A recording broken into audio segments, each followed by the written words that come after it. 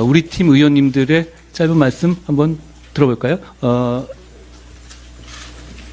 제가 말씀드린 순서대로 해볼까요? 먼저 구자령 의원님 어떠십니까?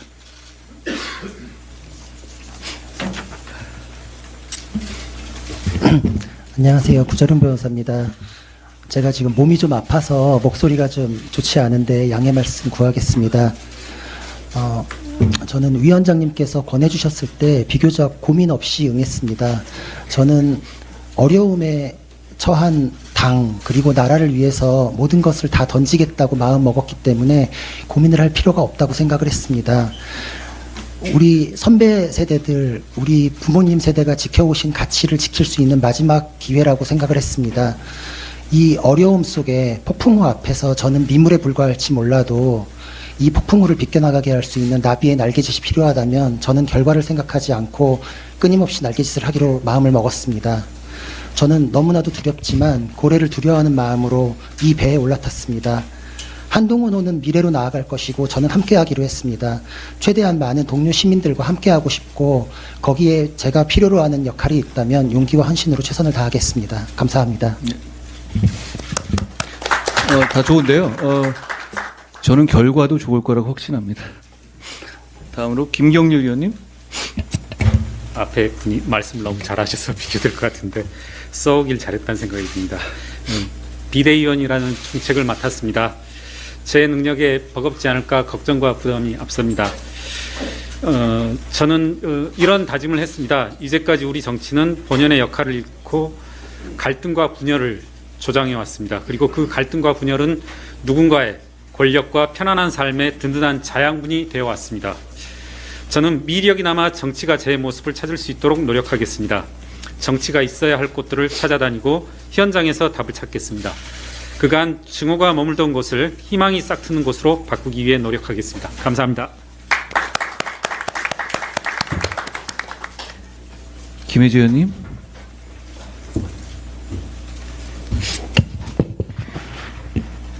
네, 안녕하십니까. 김예지입니다. 비대위원장님 제안 주셨을 때 저는 전임 지도부였기 때문에 상당히 비대위 합류를 두고 고민 또 그리고 고사를 생각을 많이 했었습니다. 하지만 구상하시는 비대위의 구성과 운영 계획에 저의 역할이 포함되어 있다면 이유가 다 있을 것이라는 위원장님에 대한 믿음으로 함께 없는 길을 만들어가기 위해 함께 걷기 위해 이 자리에 하게 되었습니다. 그동안 제가 해왔듯이 의정 활동을 통해서 보여드렸듯이 사회적 약자와 또 소외된 분들의 목소리를 당에 전달하고 정책에 반영할 수 있도록 하고 조금 더 나아간다면 배려와 존중과 자제가 있는 새로운 정치 질서를 만드는데 한 알의 미랄이 되고 싶습니다. 그리고 무엇보다도 대한민국의 미래가 결정되는 내년 총선에서 당의 승리를 넘어서서 진정한 민주주의 의회 정치를 되찾고 정치 질서를 확립하는 데 맡은 바 소임을 다하겠습니다. 감사합니다. 고맙습니다. 제가 김혜지 의원님을 모시는 것은 이런 생각입니다. 우리는 사회적 약자와 소외된 분을 위해서 일한다기보다는 그런 분들이 같이 참여해서 같이 정치를 해야 빛나는 정당입니다.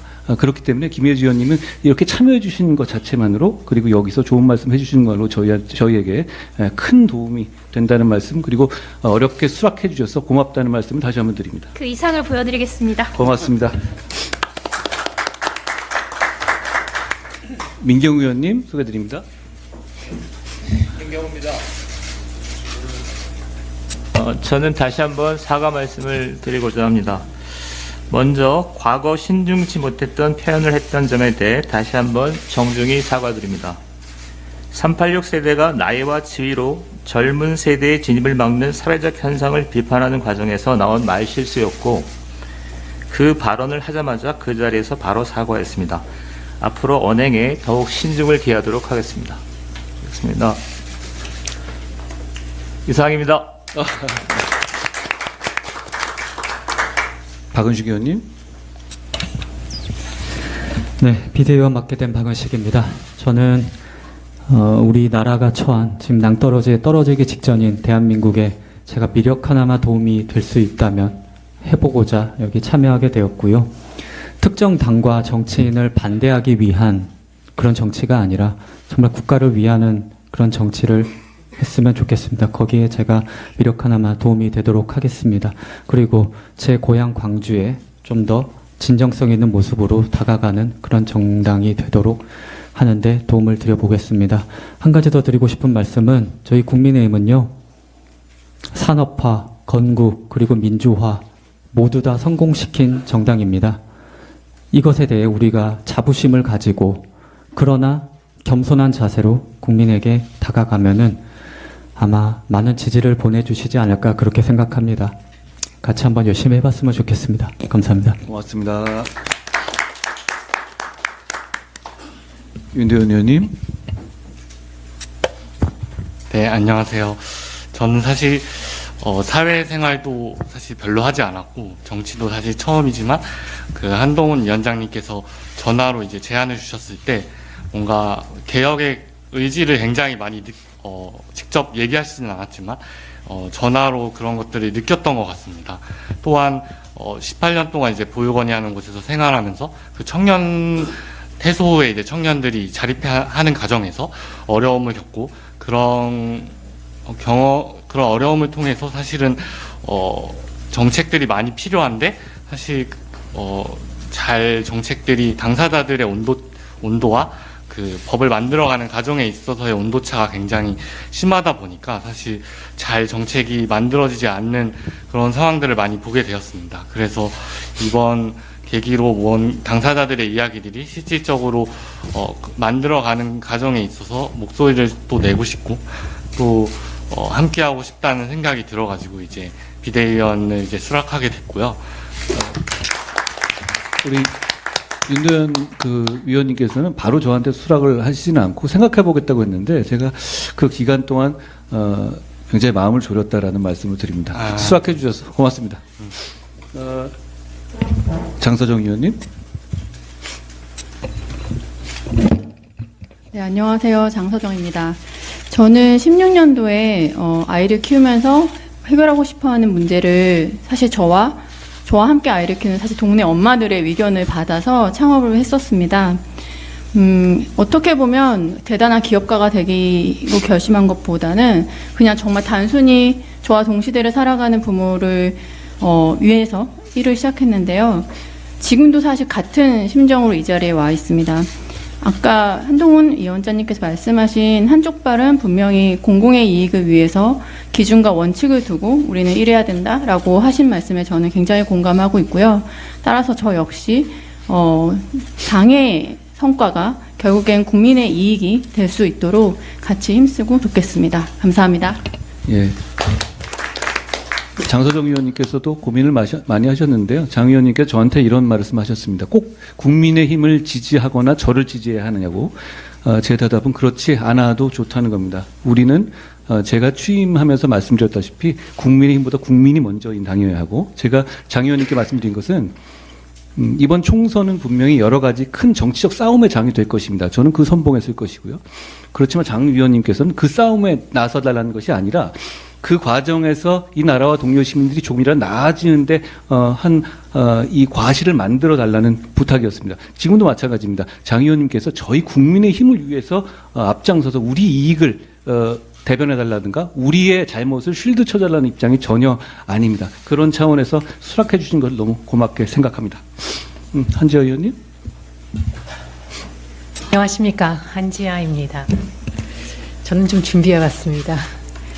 고령화 저출생, 자살률 사회 고립은 우리나라가 처음 겪고 있는 실존적인 문제입니다. 그 도전입니다. 데이터가 그 심각성을 권고하고 있고 노년, 중년, 청년 모두에게 직결된 문제라 생각합니다.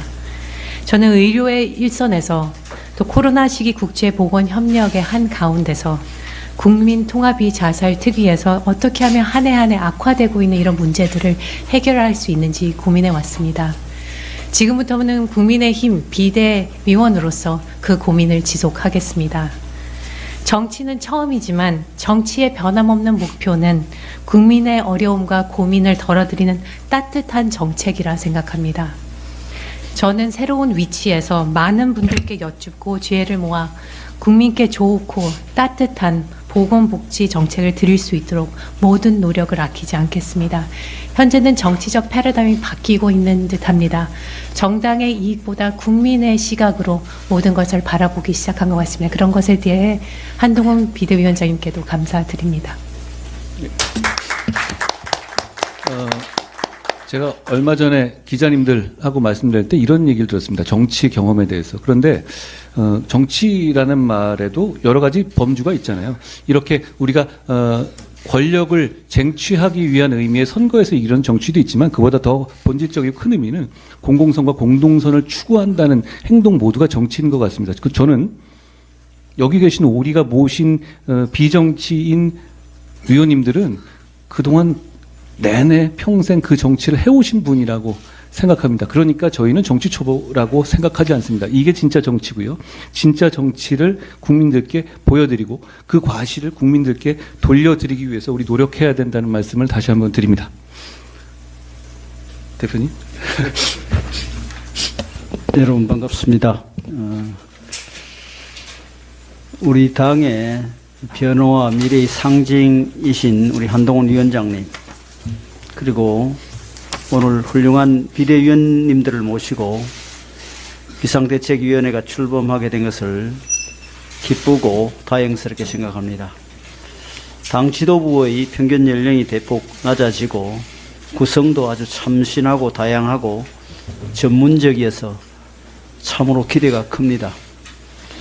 정치사를 보면 지금처럼 여야가 모두 국민의 비판을 받고 강력한 혁신 요구에 직면했던 경우가 적지 않았습니다.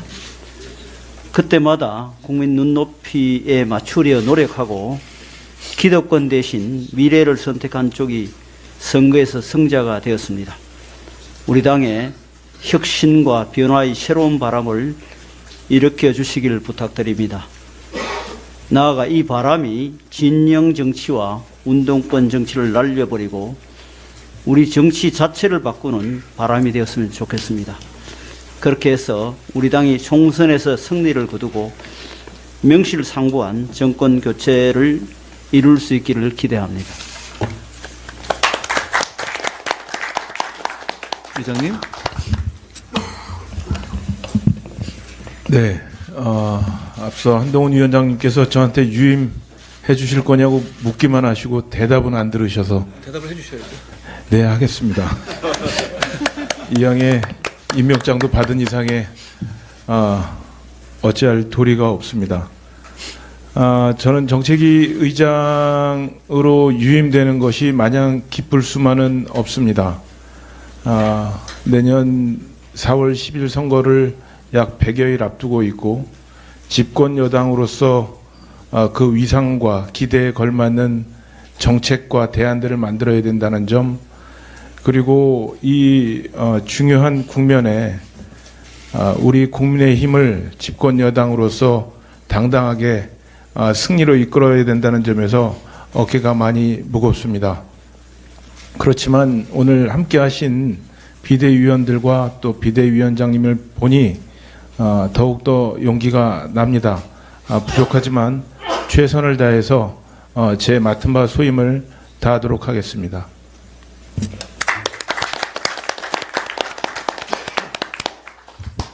아까 제가 들어보니까 이 정도 하고 나면 비공개로 돌리는 거라고 그러던데 맞죠? 예, 고맙습니다.